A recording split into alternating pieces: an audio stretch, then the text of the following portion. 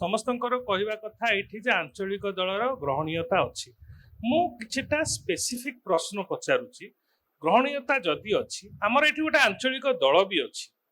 ଯୋଉ ମତେ ଲାଗୁଛି ଲୋକ ଯୋଉ ଭଳିଆ କହୁଛନ୍ତି, ହୁଏତ କୋଉଠି ନା କୋଉଠି ଲାଗୁଛି ଯୋଉ ଆଞ୍ଚଳିକ ଦଳ ଅଛି ସିଏ ବୋଧେ ଯୋଉ ଆଞ୍ଚଳିକ ଦଳର ପରିକଳ୍ପନା ଲୋକମାନଙ୍କର ମନରେ ଅଛି କିମ୍ବା ଯୋଉ ଆଞ୍ଚଳିକ ଦଳର ଯୋଉ ପରିଚୟ ହେବା କଥା ସେଟା ଏବେ ଦେଖାଯାଉନି। ସେଥିପାଇଁ ଲୋକେ କହୁଛନ୍ତି କି ଆଞ୍ଚଳିକ ଦଳର ଆବଶ୍ୟକତା ଅଛି। ତାମାନେ ଗୋଟେ ପ୍ରକାରରେ କୋଉଠି ନା କୋଉଠି ଗ୍ରହଣୀୟ ଇଏ ବି ହେଇଗଲାଣି କି ସାମ୍ପ୍ରତିକ ଆଞ୍ଚଳିକ ଦଳ ହୁଏତ ଆଞ୍ଚଳିକ ଦଳର ରୋଲଟି କରୁନାହିଁ। ମୁଁ ତିନୋଟି ପ୍ରଶ୍ନ ଆଜି ପଚାରୁଛି ଯୋଉଠି ବ୍ରଜବାବୁ ଛାଡ଼ିଲେ। ତିନୋଟି ଜିନିଷ ଅଛି ଯୋଉଟା ଆମର ବିଜୟ ଭାଇଙ୍କର ବହୁତ ଗୋଟେ ଭଲ ଫର୍ମୁଲେସନ। ଏଇ ଯୋଉ ଫେଡେରାଲିଜମ ଆଉ ଏଇ ଯୋଉ ଆମର ସାମ୍ବିଧାନିକ ବ୍ୟବସ୍ଥାକୁ ଗୋଟେ ଖତମ କରିବାର ପ୍ରୟାସ, ଯୋଉଟା ସ୍ଥାନ କାଳ ପାତ୍ର ସିଏ କୁହନ୍ତି। ତିନୋଟି ଏକ୍ସରସାଇଜ ମୁଁ ସେ ଉପରେ ସ୍ପେସିଫିକାଲି ପ୍ରଶ୍ନ ପଚାରୁଛି। ପାତ୍ରଠୁ ଆରମ୍ଭ ହବ। ପାତ୍ର ହଉଛି ଏବେ ଯୋଉ SIR ଏକ୍ସରସାଇଜ ଆରମ୍ଭ ହେଇଛି, ଯୋଉଟା କେବଳ ବିହାର ସ୍ପେସିଫିକ ନୁହେଁ, ସେଟା ପୁରା ଭାରତ ବର୍ଷରେ ହବ। ସ୍ପେଶାଲ ଇଣ୍ଟେନ୍ସିଭ ରିଭିଜନ, ଯୋଉଥିରେ କି ଭୋଟର ଲିଷ୍ଟ ରିଭିଜନ ହଉନି, ଆମୂଳଚୂଳ ପରିବର୍ତ୍ତନ ହଉଛି। ପାତ୍ର ବଦଳି ଦିଅ, ପୁରା ଖେଳ ବଦଳି ଯିବ। ଦ୍ୱିତୀୟ ତାଙ୍କର ଗୋଟେ ଫର୍ମୁଲେସନ ହଉଛି କାଳ, ଯୋଉଟା କହିଲେ ୱାନ୍ ନେସନ ୱାନ୍ ଇଲେକ୍ସନ। ବାରମ୍ବାର 6 ମାସରେ ଗୋଟେ ଗୋଟେ ରାଜ୍ୟରେ ନିର୍ବାଚନ ହଉଥିବ, କୋଉଥିରେ ହାରୁଥିବେ କୋଉଥିରେ ଜିତୁଥିବେ, ଗୋଟେ ଅନସର୍ଟିନିଟି ଅନସେଟଲମେଣ୍ଟ ଚାଲିଛି। କଥା କରିଦିଅ 5 ବର୍ଷରେ ଥରେ ନିର୍ବାଚନ ହବ, ଗୋଟେ ପୁଲୱାମା କରିଦିଅ, ଗୋଟେ ବାଲାକୋଟ କରିଦିଅ, କିମ୍ବା ଭୋଟର ମାନଙ୍କ ପକେଟରେ 5,000 ଲେଖା ପକେଇ ଦିଅ। 40 କୋଟି ଭୋଟର ଭୋଟ ପାଇଁ 20,000 କୋଟି ଟଙ୍କା ଖର୍ଚ୍ଚ ହବ। ବିଶେଷ କିଛି କଥା ନୁହେଁ, ଦେବା ପାଇଁ ବହୁତ ଲୋକ ଅଛନ୍ତି। 5 ବର୍ଷରେ ଗୋଟେ କରିଦିଅ, କାଳ ବଦଳେଇ ଦିଅ। ତୃତୀୟଟା ହେଲା ସ୍ଥାନ ଡିଲିମିଟେସନ, ଯୋଉଟା 2026 ରୁ ଆରମ୍ଭ ହେଇଯିବ, ଯୋଉଥିରେ ଆମର ପୁରା ବାଉଣ୍ଡରୀ ସବୁ ବଦଳିବ। କୋଉ ରାଜ୍ୟର କେତେ ପ୍ରତିନିଧି ଯିବେ ଲୋକସଭାରେ ସେ କଥା ବି ହିସାବ କିତାବ ବଦଳିବ। ମୁଁ ଆଜି ପଚାରିବା ପାଇଁ ଚାହୁଁଛି, ଯୋଉ ଆଞ୍ଚଳିକ ଦଳର ଆପଣ ମାନେ ଆଶା ରଖୁଛନ୍ତି, ଯୋଉ ଆଞ୍ଚଳିକ ରାଜନୀତିର ପରିଚୟ ନେଇକି ଗୋଟେ ଆଞ୍ଚଳିକ ଦଳ ଚାଲିବା କଥା, ସେ ଆଞ୍ଚଳିକ ଦଳକୁ ଏଇ ତିନୋଟି ବିଷୟ ଉପରେ ଆଜି କଣ ଷ୍ଟାଣ୍ଡ ନେବା ଦରକାର। ମୁଁ ଆରମ୍ଭ କରିବି ଲତିକା ମ୍ୟାଡମଠୁ, କାରଣ ସିଏ ବିଜୁ ଜନତା ଦଳର ଭବିଷ୍ୟତ। ଏଇ ତିନୋଟି ସେଠି ଆପଣ ବସିକି କୁହନ୍ତୁ।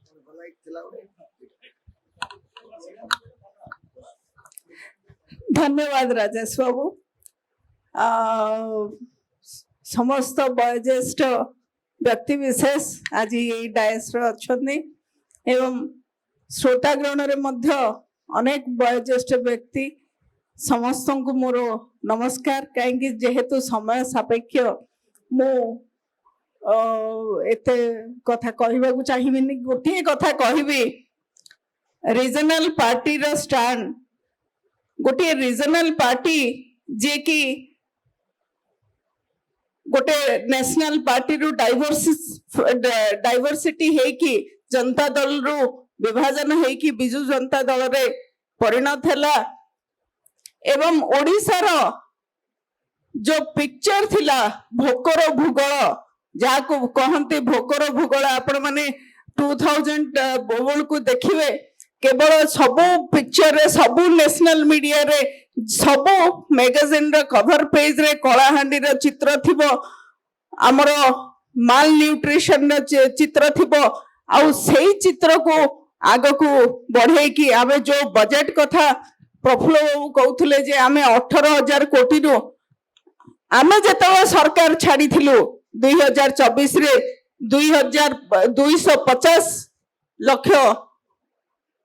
रे आमे छाड़ी थिलु, 2,50,000 कोटी रे आमे छाड़ी थिलु। सेही राज्य जो विकसित विकास निरंतर विकास करिबारे जाउथुला, सेही राज्य रे निश्चित भाव रे आमे हारिचु सत, किछिटा आमर बोध दलीय मैनेजमेंट भितरे त्रुटि रही जाइछि, आमे हारिचु सत। किंतु आपण मान को कहि रखिबा को चाहे, सेही दल जे कि सबुठारु भोट शेयरिंग अधिक 42% भोट शेयरिंग करिसंती, जो माने सरकार रे भी अछंती तांकोठु भी अधिक भोट शेयरिंग करिसंती। आ सेही दल भितरे आज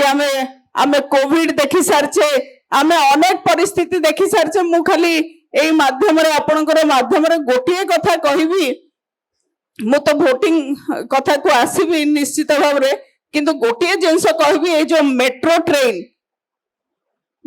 ट्रेन कथा चिंता करा जाइथिला सेतेबेले भी केंद्र सरकार थिले निरंतर भाव रे गोटे एते समय पई गोटे केंद्र सरकार केबे मध्य नथिले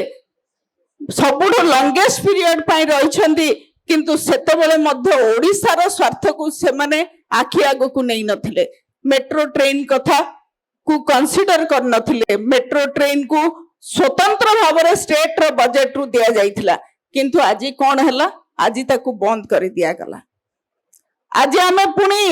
जदि मु जो निर्वाचन मंडली रु आसुची पार्लियामेंट्री कन्स्टिट्युएंसी आस्का आज पर्यंत सेठी ट्रेन लाइन नाही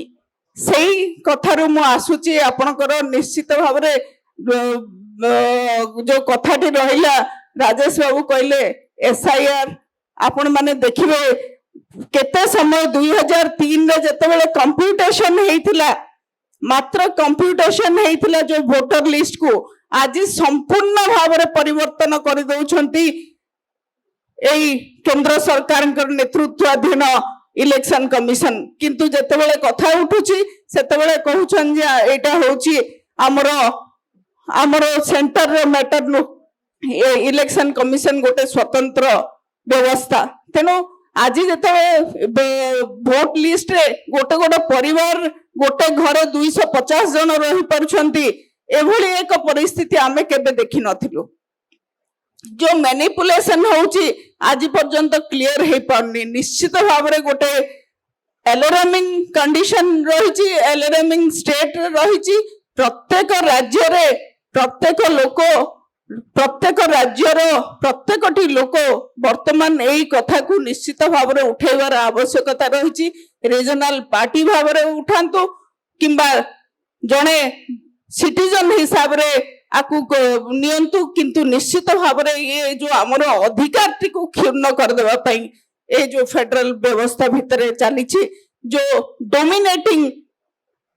सेंट्रल गवर्नमेंट रही सब व्यवस्था को तांकर निज हिसाब रे परिवर्तन करबा को लागि छंती एबे जेमती वन नेशन वन इलेक्शन कथा कुआ जाउची आपण माने सेइथरे आउ गोटे कथा मध्ये देखिथिबे महिला रिजर्वेशन बिल सेटा गोटे कोन नारी वंदना अधिनियम जो कथा को से माने रिजर्वेशन जो तरबरिया भाव रे वुमेन बिल को पास कले सेतेबेले गोटे क्लॉज रखिले 15 वर्ष पर्यंत मात्र 15 वर्ष पर्यंत ही महिला बिल टी को लागू करा जिवो आउ महिला बिल टी लागू केतेबेले हबो जेतेबेले डिलिमिटेशन संपूर्णीकरण हबो डिलिमिटेशन ना रे पुणी थरे हमको समस्त को भाग भाग कर देवा पई जो व्यवस्था डिलिमिटेशन ना रे महिला मान को पुणी थरे पछु को फेरे देवा पई गोटे व्यवस्था एई 15 वर्ष भितर 5 वर्ष ऑलरेडी ए डिलिमिटेशन प्रोसेस भितर चली जिवो ताहा मध्य पुणी संदेह घर रहिबो जे आगामी निर्वाचन रे महिला बिल टी लागू हबो कि नाही मध्य ए भली एक परिस्थिति रे निश्चित भाव रे एक रीजनल पार्टी बिजू जनता दल रो स्टैंड सबु बेले क्लियर रहिछि महिला मान को आगु को नबारे मोर नेता सबु बेले आगरे अछंती एवं जेतेबेले ओडिसा रे आपण भारत वर्ष रे कोठी 33% रिजर्वेशन हेई नथिला पंचायत क्षेत्र रे आपण भारत वर्ष रे जेतेबेले 92 मसे रे बिजू बाबू पंचायत क्षेत्र रे 33% रिजर्वेशन आनिथिले तार परवर्ती अवस्था रे 50% 2000 मसिया पर हैला एई व्यवस्था भितरे नवीन बाबू ताकू 2018 मसिया रे 33% ओडिसा लेजिस्लेटिव असेंबली रे मध्य रिजर्वेशन दिया जाऊ ए कथाटी को उठे असेंबली रे मध्य पास करि सारथिले